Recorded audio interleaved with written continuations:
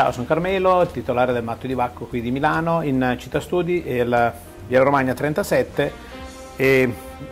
una piccola osteria con dei piatti, diciamo, della cucina italiana un po' in generale. Siamo aperti dal 97 e ormai la nostra cucina si è un po' consolidata sui piatti tipici italiani, e quelli che vanno per la maggiore possiamo introdurre la tartare di manzo ai 3 profumi come antipasto. Come primi si spazia dal risottino viola con la scamorza affumicata